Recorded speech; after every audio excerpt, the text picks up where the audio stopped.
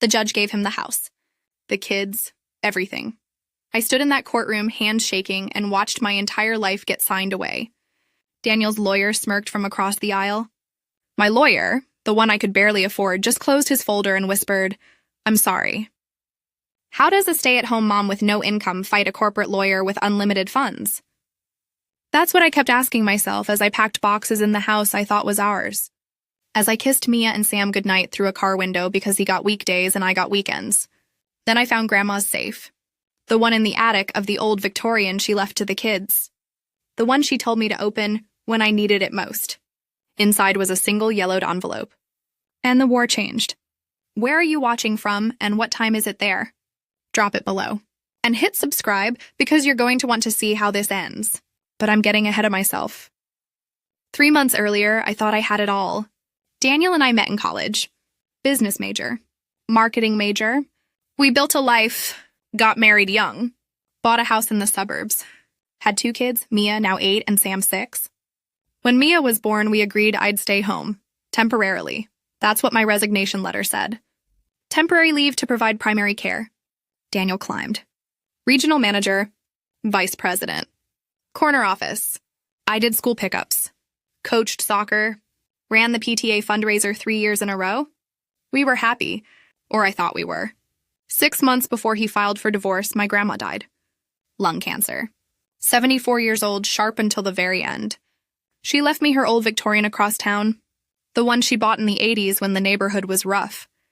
Now it's worth over $500,000. But she didn't leave it to me outright. She put it in a trust. For Mia and Sam, I was named trustee. Daniel said it was smart. Protected the kids' future. I didn't know he was already calculating. Here's the thing about me. I save everything. Every email. Every bank statement. Every birthday card. Every receipt. Daniel used to laugh about it. Called me paranoid. Turns out I was just prepared. I had a binder. 10 years of joint account statements. Mortgage papers. My resignation letter with his signature next to mine. I didn't know I'd need all of it. Not until the day he moved out and handed me an envelope marked settlement offer. He filed on a Tuesday. Served me on a Wednesday. By Friday, his lawyer sent the offer. We sat at the kitchen table. The one we picked out together at that farm estate sale. We need to talk about the settlement. I stared at him. What settlement? You filed 3 days ago. My lawyer says it's fair. You take the sedan and $24,000. I keep the house, primary custody during the week, and you sell your grandma's place. We split the proceeds. I felt my chest tighten. That house is in a trust. For Mia and Sam, he shrugged. Then liquidate it. It's a marital asset. Or I'll argue you're hiding money. I'm not hiding anything. Really? He leaned back. Calm. Cold. You haven't worked in 9 years. No income, no career. The judge is going to ask how you plan to provide stability. I raised our children. And I paid for it. He slid the papers across the table. Sign by Monday or my lawyer files a motion to compel. And trust me, you don't want this to get ugly. I didn't sign. 4 days later, a courier arrived. Petition for full custody and mandatory asset disclosure hearing. 30 days. I had 30 days to prove I wasn't broke, unstable, and unfit. And he had a lawyer who billed $400 an hour. The temporary custody hearing was 10 minutes long. His lawyer stood up. Presented my bank statements. 0 income. Presented my empty resume.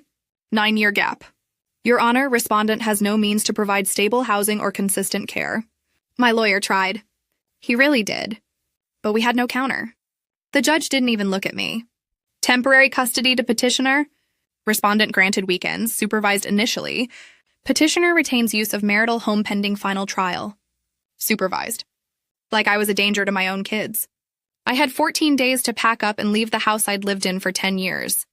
Daniel picked up Mia and Sam that afternoon. They cried in the back seat of his car. Mia pressed her hand against the window. I stood in the driveway with half-packed boxes and thought, I've lost. But then I remembered something. Grandma's house. The attic. She'd told me once, years ago, there's an old floor safe up there. Keep it. You'll know when you need to open it. I'd never opened it. Never even thought about it. Until that moment. I drove to the Victorian that night, alone, flashlight in hand. The attic smelled like dust and old wood. And in the corner under a pile of blankets, I found it. The safe was old. Rust on the hinges. Combination lock long since seized. I grabbed a crowbar from the garage. It took 3 tries. Then the lock cracked. The door swung open. Inside were stacks of papers, organized in labeled envelopes, all in Grandma's handwriting. The first one said, House Original. I opened it. Deed of gift. Recorded May 17th, 2012. Grantor Eleanor Voss, my grandma. Grantee, my name, just mine. Property address, 2447 Maple Street. The marital home. I sat back on the dusty floor and read it again. Grandma had bought that house in 1983.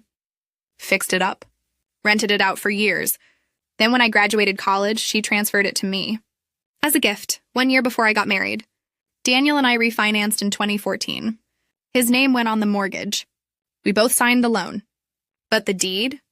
The title? It stayed in my name. Sole owner, pre-marital, separate property. He had no claim. I sat on that attic floor and laughed until I cried. But that was just the first envelope. There were 5 more. I didn't tell Daniel what I'd found. Not yet, but I made a mistake. I told my lawyer. And my lawyer mentioned it in a conference call. Professional courtesy. 20 minutes later, my phone lit up. A text from Daniel. Heard you're digging through old papers. Don't embarrass yourself. The judge already sees who the stable parent is. 2 days later, he filed an emergency motion. Subject: respondent's mental instability and concerning behavior. His mother, Mia, and Sam's other grandma submitted an affidavit. I read it 3 times, each time more stunned. Respondent frequently left children unsupervised.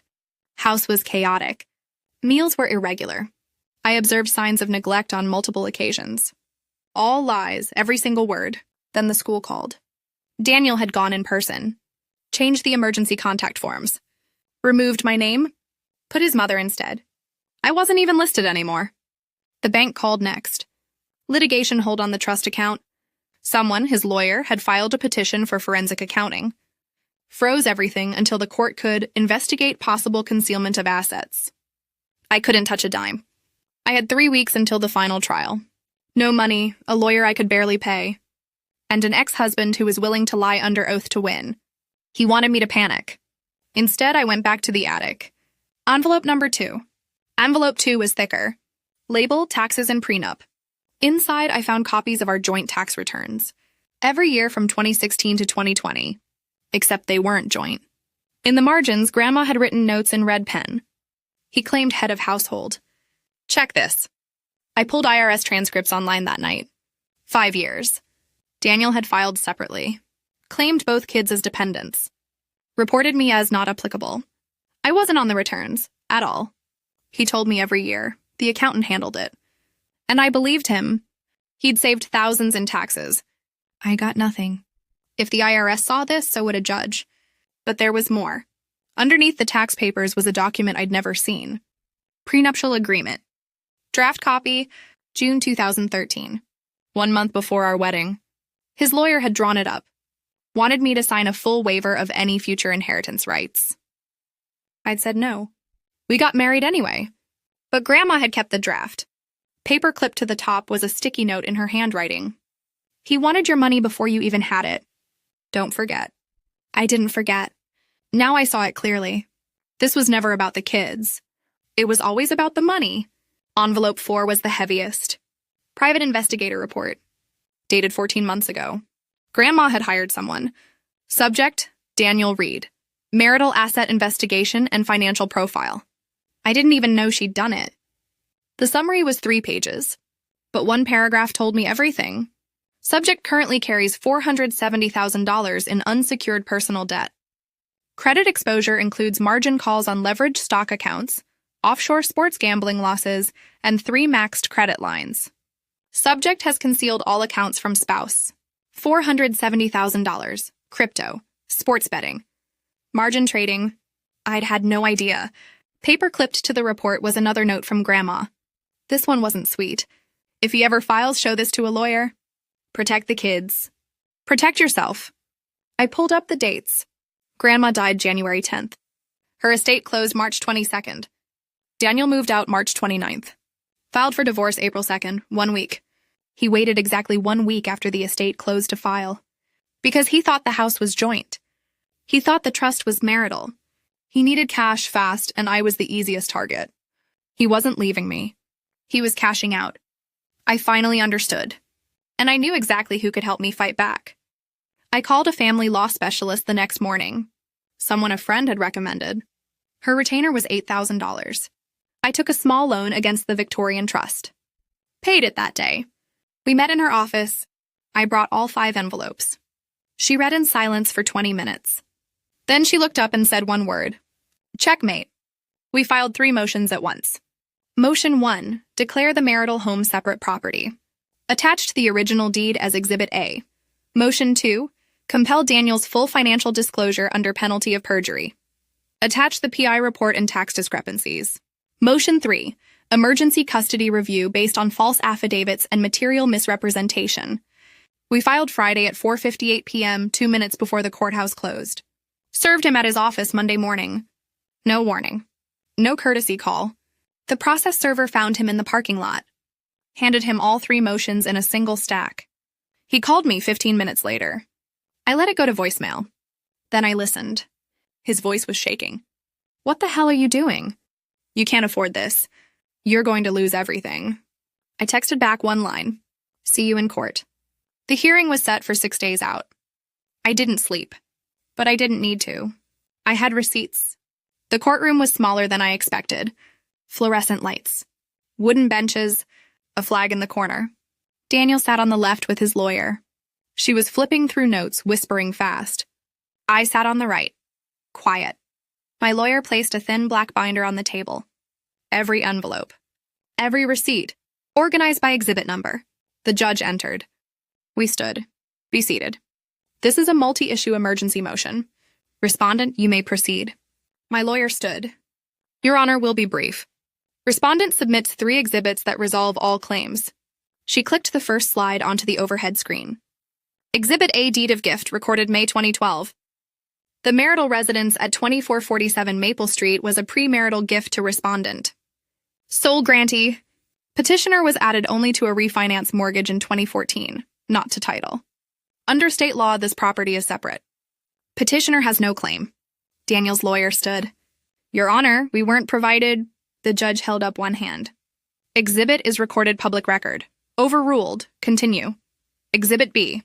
Tax returns 2016 through 2020. Petitioner filed separately for 5 consecutive years. Excluded respondent entirely. Claimed both minor children without consent or knowledge. We've referred this to the IRS for review. I watched Daniel's face go pale. Exhibit C, private investigator report. Petitioner carries $470,000 in undisclosed debts. Gambling losses, margin calls. Concealed from respondent throughout the marriage. Filing date correlates directly with closure of respondent's grandmother's estate. Motive is liquidation, Your Honor, not custody. Silence. Exhibit D, school records, emergency contact forms. Every contact card for the past 9 years lists respondent as primary. Respondent's signature, respondent's phone. Petitioner altered these forms only after filing, in an apparent attempt to manufacture evidence of unfitness. My lawyer sat down. The judge looked at Daniel, then at his lawyer. Does petitioner wish to respond? His lawyer whispered something to him. He shook his head. She stood. No, Your Honor. The judge folded his hands. I'm reversing the temporary order effective immediately. Custody returns to respondent as primary physical custodian. Petitioner is granted supervised visitation pending a full financial disclosure and psychological evaluation. The marital home is declared separate property. Petitioner will vacate within 72 hours. We'll have a sanctions hearing in 30 days regarding the affidavits filed by petitioner's witness. One crack of the gavel. It was over. Daniel didn't look at me. He just walked out. His lawyer closed her folder and followed. I walked out into the hallway and called the school. This is Mia and Sam's mom. I'm coming to pick them up. That afternoon, I brought them home. Daniel moved out within 48 hours. He filed for bankruptcy 4 months later. The debt was real, all of it. His firm let him go quietly. The forensic audit triggered an internal ethics review. Turns out, concealing $500,000 in personal debt violates compliance policy when you're a VP in finance. He pays child support now. On time, every month. He has the kids on Sundays. Supervised at first. Now on his own. He's sober. Goes to therapy. Sends me updates about how the sessions are going. I don't reply much, but I read them. Mia and Sam are healing. So am I. We all go to therapy now. Family sessions once a month. Individual sessions in between. We talk about feelings, about what happened, about what fair really means. Mia asked me once, why did Dad lie? I told her the truth. Because he was scared. And he made bad choices when he was scared. Are you scared? Sometimes. But I don't lie when I'm scared. I ask for help. She nodded. Thought about it.